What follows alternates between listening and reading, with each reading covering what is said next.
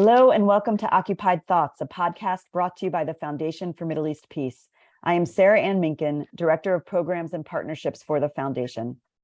Today is October 9th, 2022, and I am delighted to be here with Basel Adraa.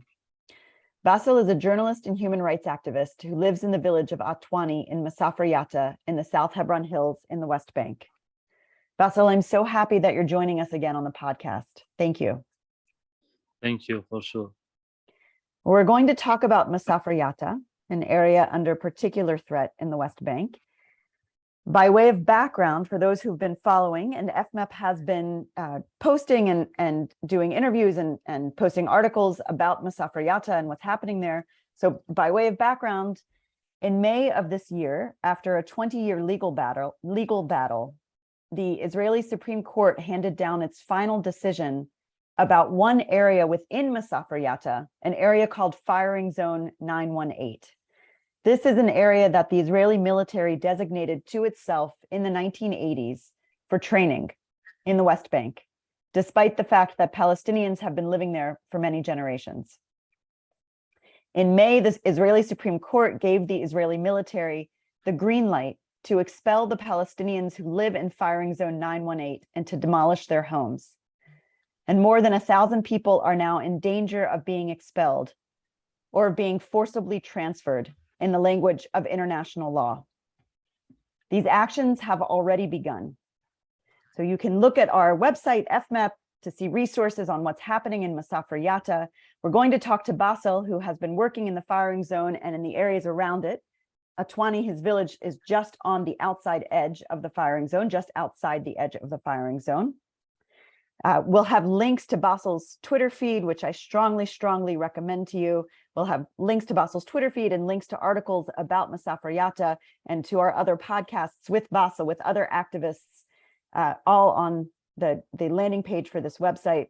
But Basel, before we dive into what's happening with the firing zone, so in May, the Supreme Court gave the green light for the expulsion of these villages. And since then, the military has really accelerated its offense against these villages. And we're going to talk about that. But before that, I actually want to ask you about what's going on in your village, in A-Twani. There has been so much happening there. And I just, again, want to invite our readers to go back, or maybe if you've been following, there are sort of two big things. In August, there was a Jewish holiday called Tisha B'Av, and Jewish settlers came into Twani to take over the village to hold a prayer service there during this Jewish holiday with the support of the military. Basel, I want to ask you about that. And more recently, one of the villagers, Hafiz Horeini, was attacked by settlers and then arrested, and the village has been under a lot of assault since then. So Basel, tell us what's happening in Twani now, please. So yeah, as you said, in August, the settlers, like 2 buses of settlers, accompanied by heavy forces of occupation soldiers and border police and police. Actually, the occupation soldiers took over the block the village and took over some of the houses' roofs to stand on and to prevent the movement. They are claiming that there is a place with archaeological and old archaeological site. There are very old stones, or there's some of old stones mainly in this place, and it is right next to my home. It's in the garden of my neighbor. So what happened, the soldiers come and took over the roof of my home, the roof of the home of my neighbor. The village were blocked from the entrance, and from the other side of the village, no one was allowed to go in or out from the village, not to move in the street. A lot, dozens of soldiers were blocking everywhere and preventing all the movement. They started at 3 after midnight. This control at 6 two buses of settlers from the settlement of Ma'on, Abigail, and the settlements around entered in the center of the village and come to pray here in the place where they're claiming that there is Jewish ancient archaeological site. And they like stayed there until like 9 in the morning, until they finished their praying. They just left away, and the army leave with them. And it is like part of the policy that they want to keep calm in the village, storming mainly at night. Like 2 nights before they come for this praying, they come at 12 at midnight to check in the place with 3 civilians. Dozens of soldiers also arrive here, start researching, and always people worried when there is an army coming here, because always they come for trouble. So everyone will be worried and awake for their movements in the area.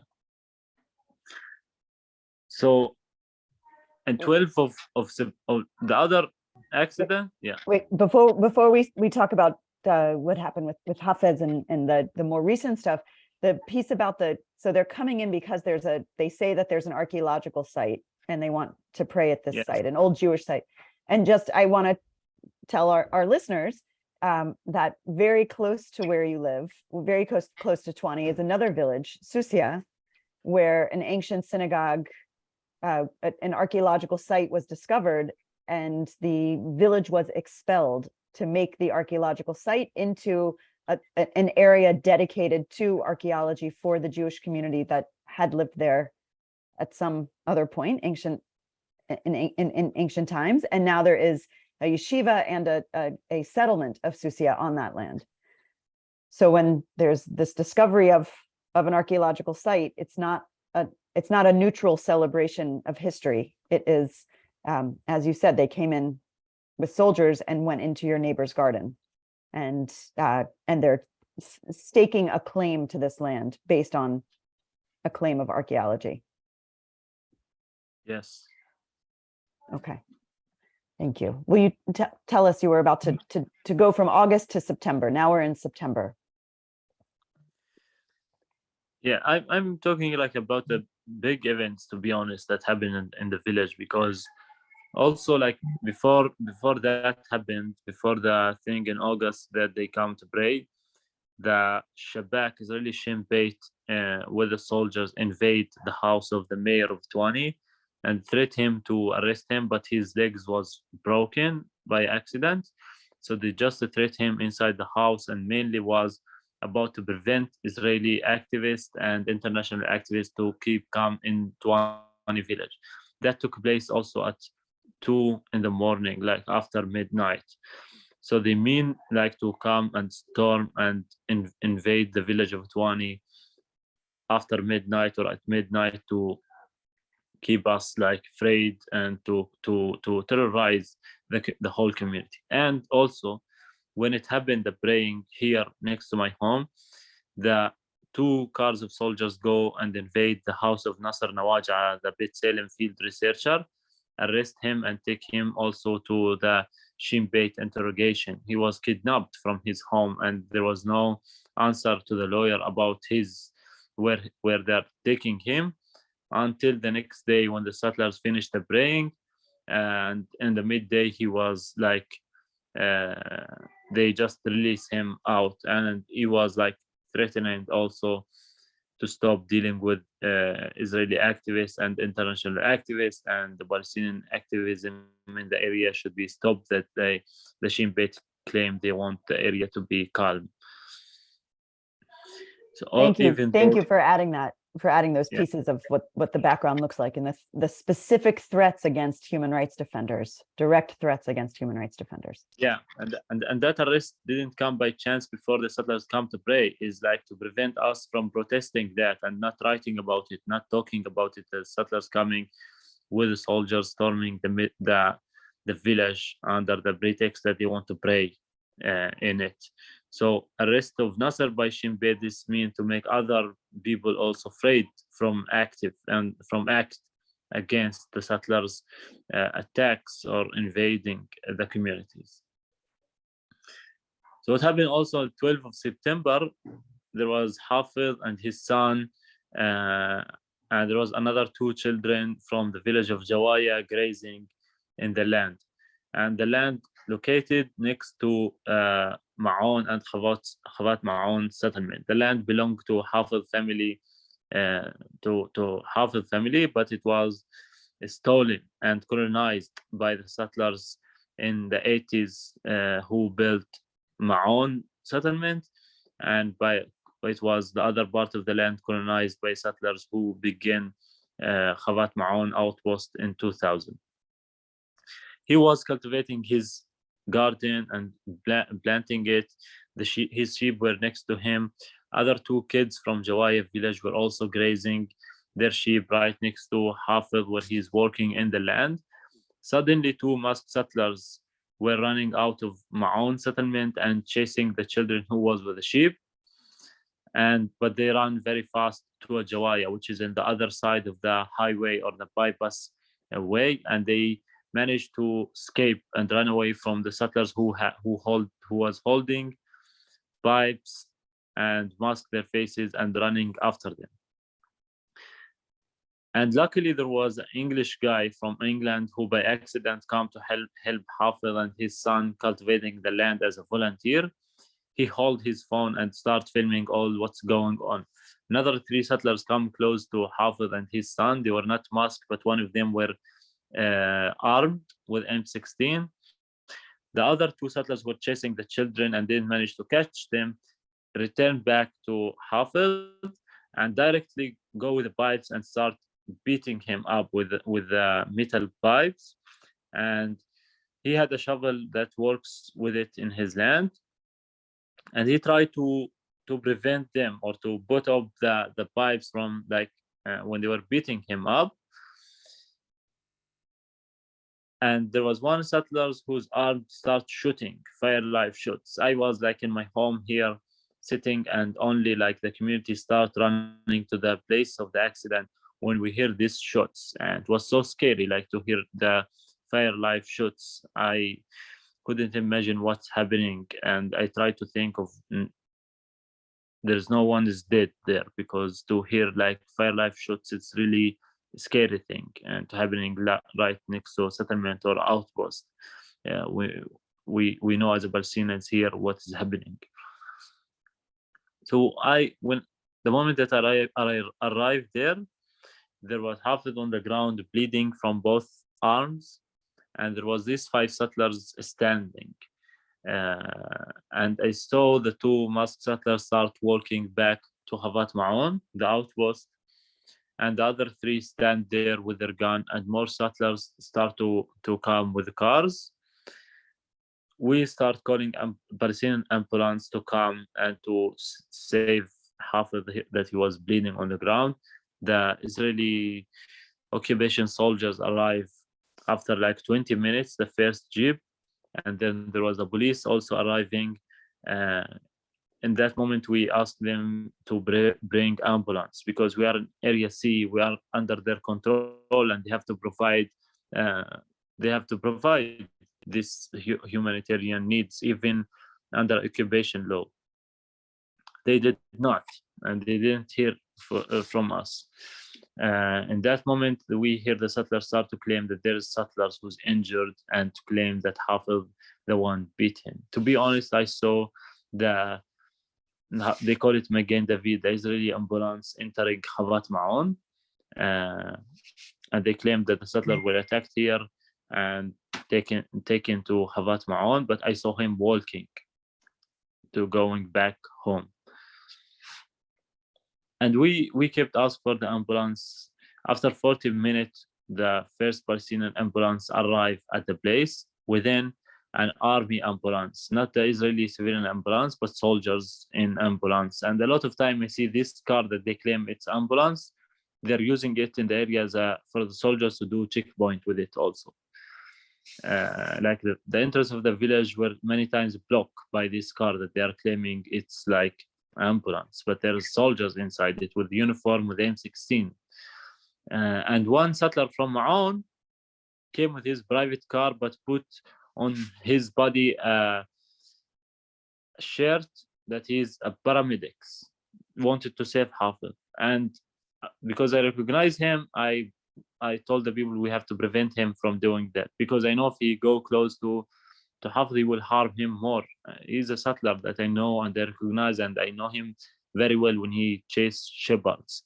And the soldiers wanted to let him do that. They told him, how he come with a private car, no ambulance, how you can claim that he's a paramedics?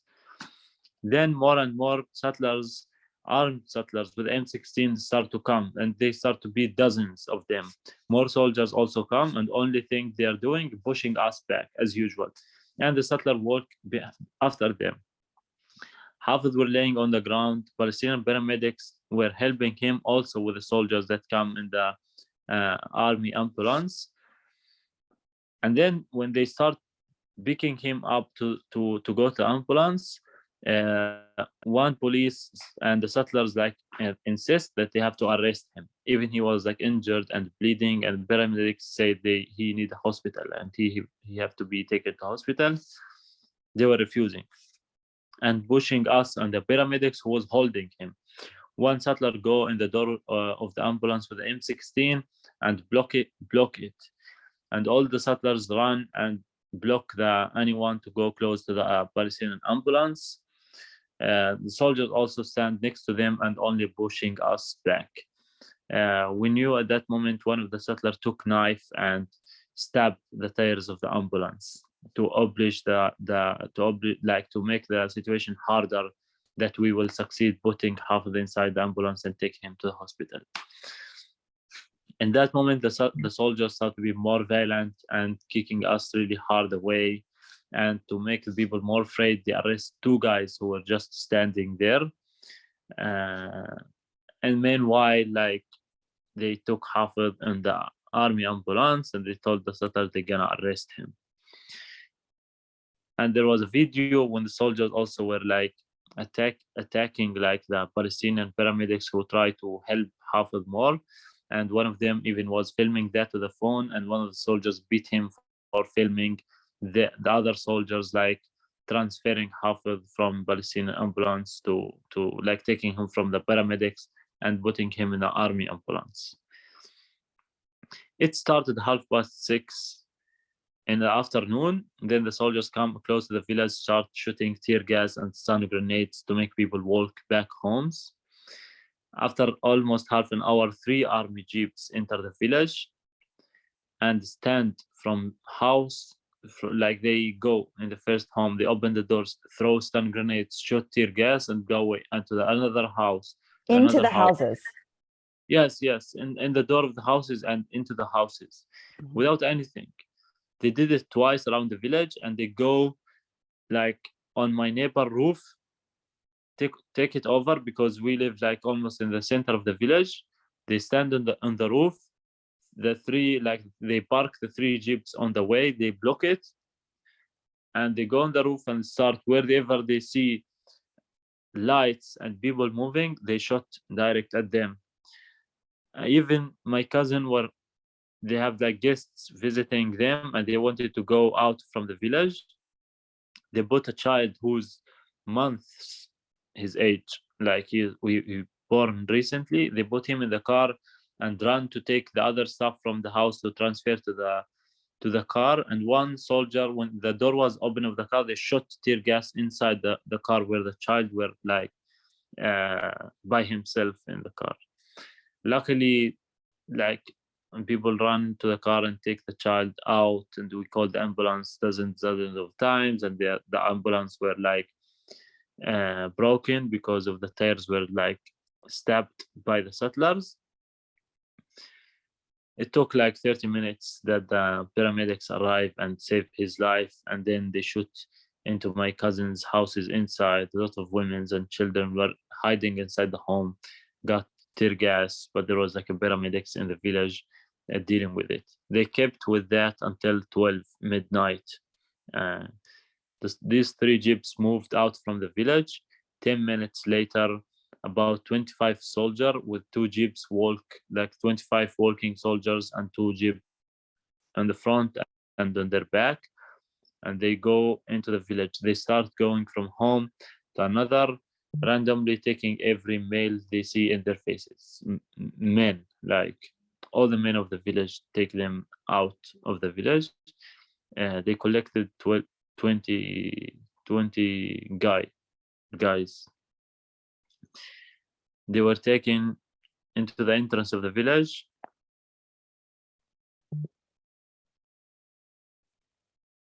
You can hear me? Yeah, I hear you great. So they took them in the entrance of the village where the Shin were like making as an office for interrogation and threatening the people.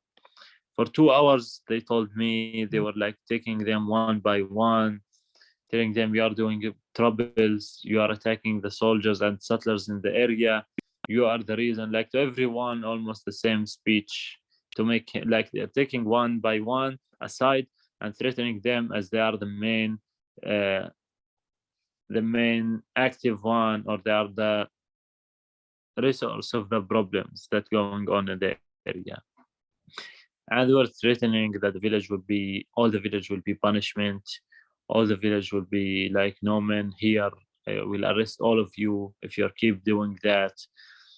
A lot of threats that they're using to make people afraid. Why? Because the settlers that attacked Hafel claimed that, and the media and the Israeli police claimed and published, there was a lynch. There was 30 Palestinians who attack a settler.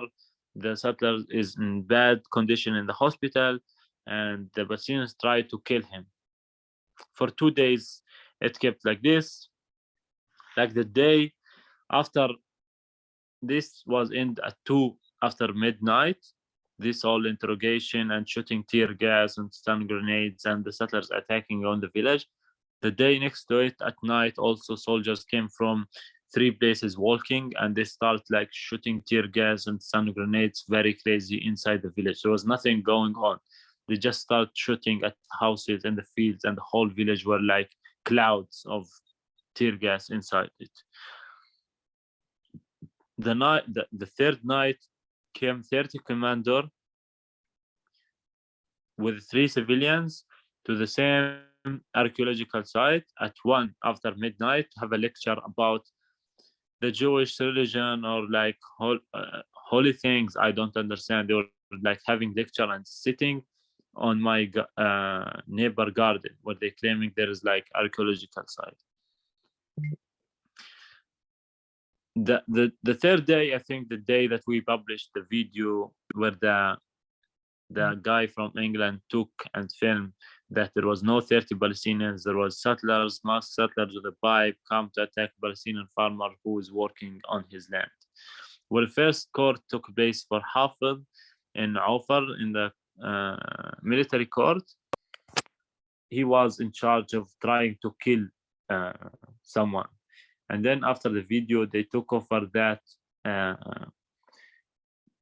charge, and they replace it with the charge of attacking very hard someone.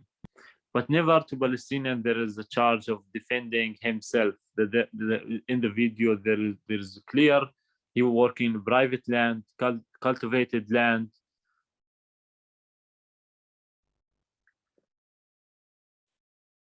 Yeah. It is very clear. It's very clear. Yeah. It sounds like we lost you for just a quick second, but I just want to add that we're going to have links on the homepage for this podcast to the video by the English activist, or the Englishman who happened to be there, was not spending his time with Hafez intending to capture this incident on video, but was there as accompaniment and did capture this incident. And a link to 972 published a couple of stories, good stories that you were a part of, about the lynch that wasn't, how the Israeli media and the Israeli military told this story that there was an attempted lynch on a Jewish settler, on a Jewish Israeli, they said, by 30 Palestinians, and Hafez was arrested, as you said, for attempted murder. And then you and 972 published this video and told the story that this was not an attempted lynch, that this was a Palestinian shepherd on his own land, and he was defending himself from settlers who came to attack him, as you have described so explicitly, and also with this description of this this storm of days of soldiers descending on the village at night and shooting tear gas and sound grenades and terrifying people. So thank you for all of that. Where do things stand now? How are things in the village now? It kept for 1 week, like Friday, in the week that it happened.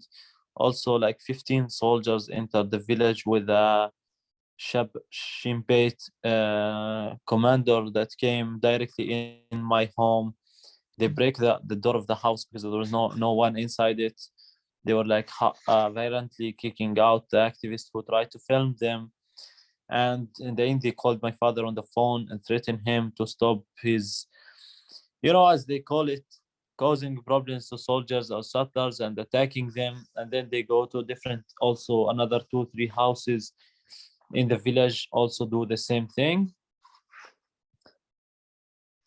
After that, like, it's almost finished from the storming in the village. Hafez stayed in jail for 10 days. He paid 10,000 shekel, and he's now prevented to go to his land for 1 month since it happened, or since the court decision, I don't remember. But I mean, the students from Tuba, for example, paid the price of that. They were prevented to escorted by the military occupation. I don't know if people know this story, but because it go between Tuba and A-Twani, the road for the kids, and have to be escorted by Israeli occupation soldiers. That's what the Israeli Knesset decided in 2004. Right. Yeah, to I wanted protect to the ask children you. from the Yeah, Yeah. you and I, sorry to interrupt you. You and I were going to speak weeks ago, actually, because I wanted to ask you how things were going now that school has started. And then we were delayed in our conversation because of everything that happened in A-Twani. So Tuba is a village in the firing zone. A-Twani, as we've said, is just outside the firing zone. The kids from Tuba go to school in A-Twani, and they need an escort to get there because the settlers are so violent and so dangerous. And we've talked a little bit in the past on this podcast, and certainly we've published articles about what happens with these kids and what it's like. And we've hosted Ali Awad, who is from Tuba, who grew up needing the military escort in order to go to school. And Ali now also escorts children, and he has written really moving articles about what it was like to go to school under such military threat. So you just added that the children from Tuba weren't able to go to school while all of this was happening. Are they back going to school now? Because they weren't allowed into A-Twani. Are they back going to school, or are they still not allowed into school?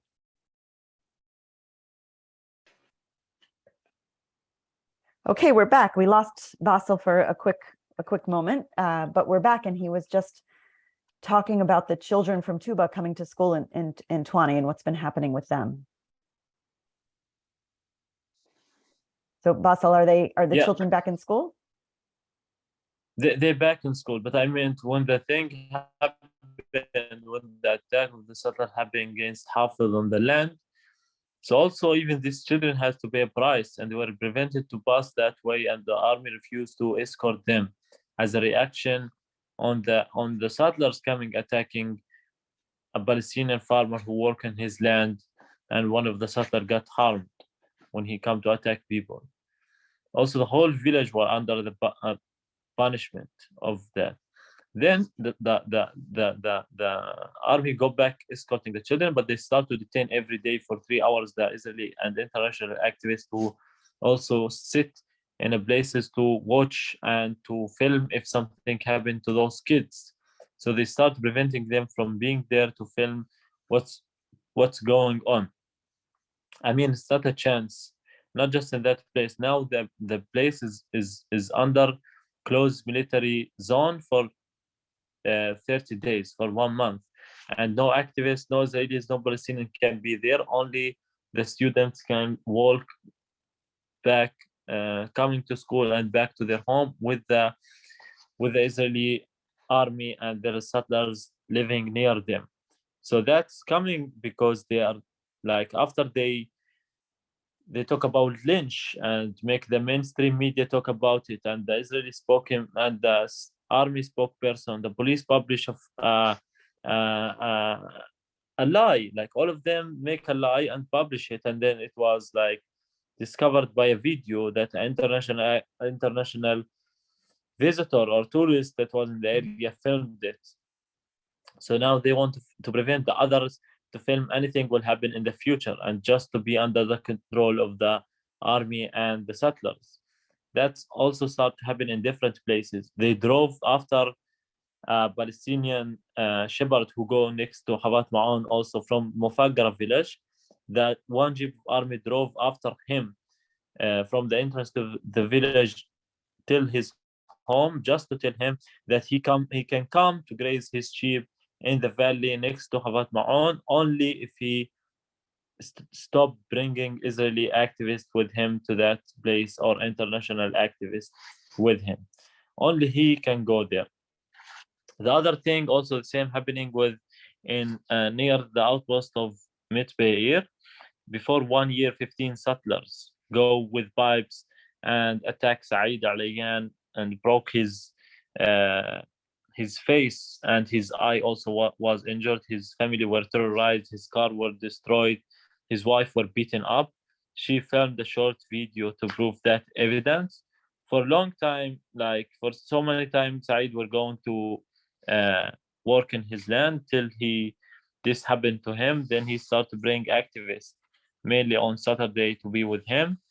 And now the same thing, they're preventing him every time he go to his land. They prevent him to work there because he's bringing activists. That's the problem. He can work as a Palestinian right next to outposts, where illegal outposts, where dangerous settlers living inside. Just the problem is to prevent or to stop bringing activists with him. Why? If something happened, that they will make sure that it won't be filmed by cameras. So also he had like to talk to the civilian administration about that he have private land and he have documents, and legally he have to work his land and he can do it, and no one can prevent him. So ask them why you are sending the soldiers every time he was detained and he was beaten by soldiers, and the activists were beaten with him and detained, and they told him very clear, you can come and work your land, but you can't bring activists with you. You come by yourself to work here. So now they're really putting pressure to don't have activists in the area filming what's going on. Thank you for adding that. So this is so clear about the idea that the military doesn't want word to get out, doesn't want there to be filming of what's happening, and is trying to prevent activists, whether they're Palestinian activists or international activists, or you also said Israeli activists who are down there filming and accompanying the children, or wanting to accompany the children to school, or shepherds to their lands. So you're an activist, and so much of your work is in documenting what's happening in Masafer Yatta. You publish on 972. You started an Instagram and also a Substack with some other people called Humans of Masafer Yatta, where you're publishing profiles of people and profiles of villages. You actually have a really beautiful recent post about the fight for water in Masafer Yatta. So how are you able to continue doing what you're doing? Are you able to continue moving around and getting from place to place to document and to report? Moving from place to place now, it's hard, especially where the area was designated as a firing zone.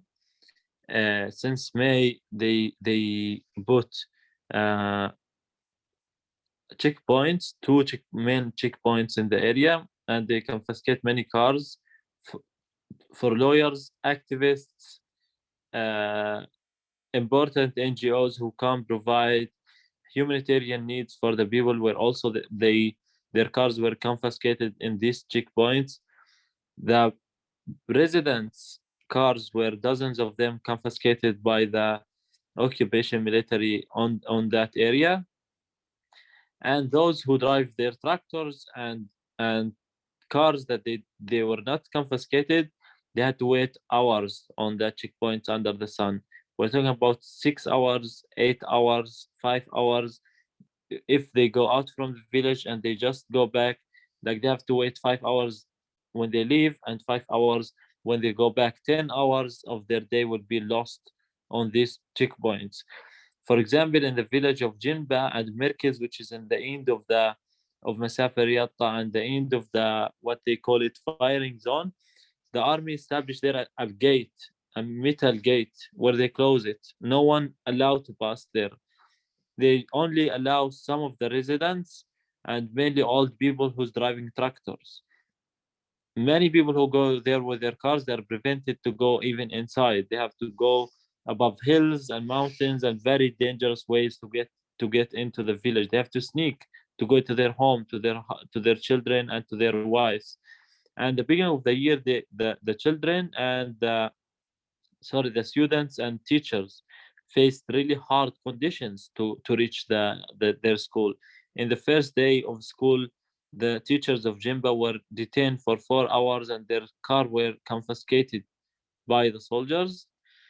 And every day for 1 month, it kept the same thing. After we put pressure on media, we talk, the lawyers on the court.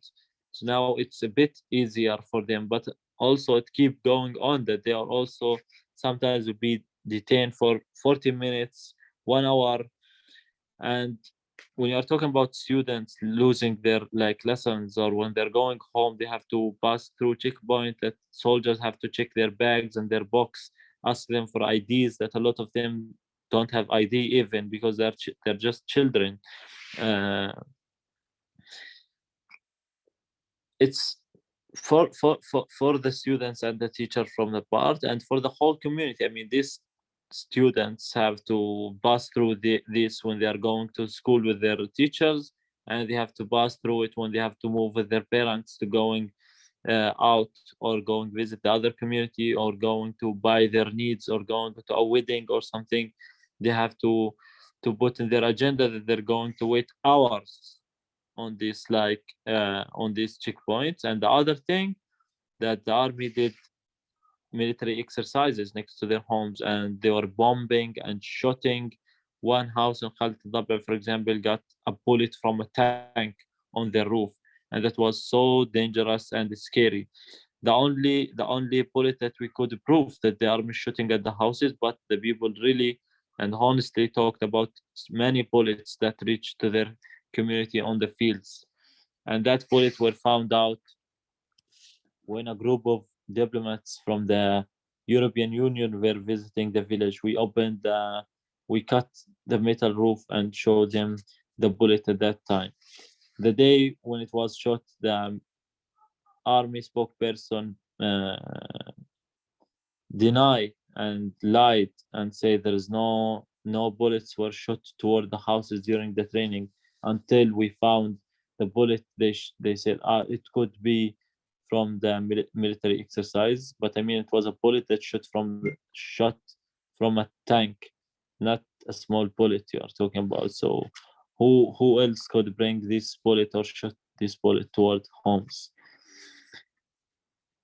I mean this actions of bringing tanks and bulldozers and soldiers to do these trainings next to the houses, it is scary. And going every day, morning and afternoon, going to the school, have to pass through checkpoints, and people who want to visit you are prevented to come to enter the village because they'll be afraid from detention or they will lose their car. You can imagine like how's this life going on since May until now. This is also taking place side by side to the demolitions that keep going on the area. Basel, thank you for all of that, for that encapsulates it. It summarizes what's happening so in such a harrowing and painful way, and so important to hear. So since May, everything has escalated, and with the military training that is going on in the firing zone, people are at risk. There's shooting going on next to their houses. You just talked about it. There are diplomats who are coming to see, some diplomats from the EU you just described, but diplomats now are having trouble getting in, and activists and journalists and the lawyers representing these people you just described, also how difficult the military is making it. And for the people themselves, they're you just described them, the fear and the terror of living there, and then also the military stealing many hours from them every time they want to go anywhere by holding them at a checkpoint for all of those hours. Over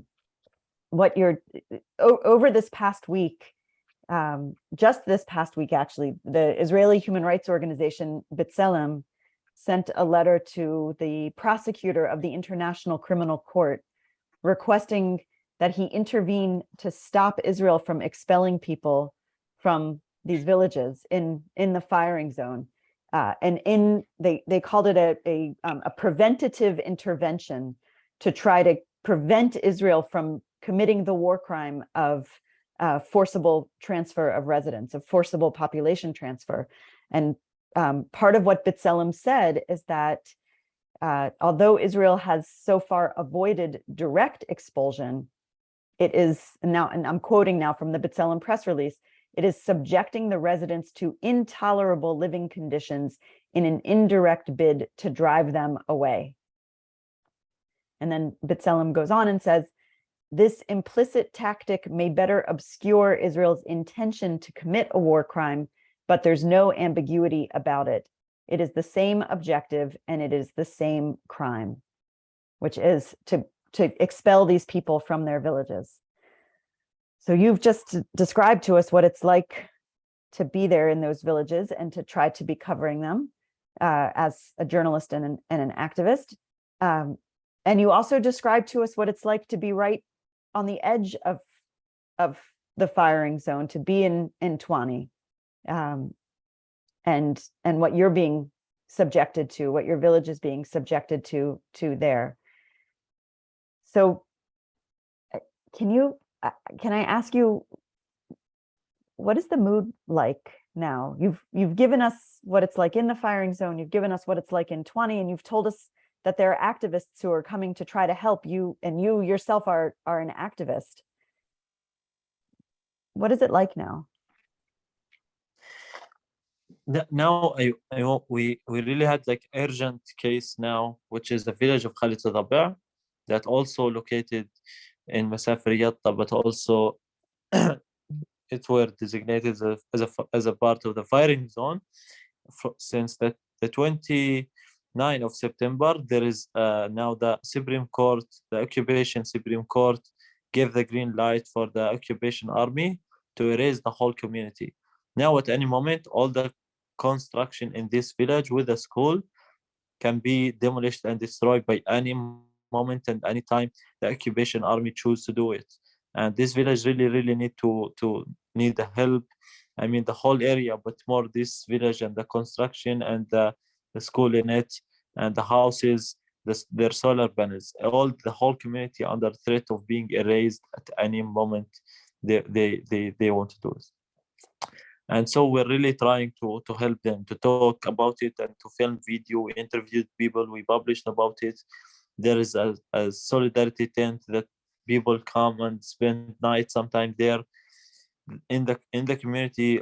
A lot of the guys and the people who has like the guys who have to go work for their families are not in the mood of going to work, and they're just sitting in their houses waiting what's going to happen to their like families and their future and where they're going to live in. I spoke to the old people who lived in the caves.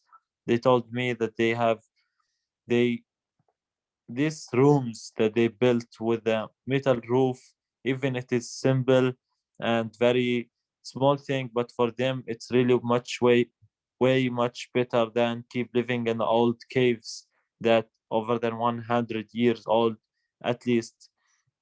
But they told me even though they're gonna steadfastness in this village, but I mean we should all talk about it and active against this decision to not allow them do it and to demolish the whole community. Thank you, Basel. We will put up those links also about Khalid Daba and the urgent violence that they're facing there. Is there anything else you want to tell this audience before we end? As usual, I want people who really watching this and listening to it to help us, and there's different ways to do it. At least publishing these voices, publishing these stories, if they can do, talking to their friends in their community among themselves about it, to share and publish the truth and to stand with the right against the apartheid and against the colonization. Thank you, Basel. That's so clear and explicit, and thank you for it. And I want to recommend again, and I'll put up the link, that everybody follow Basel on Twitter.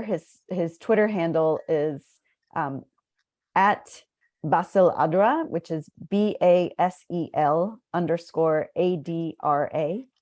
And you can see where he was today, the short clip that he posted from today from a village where settlers came in and demolished some homes and were very violent towards Palestinians.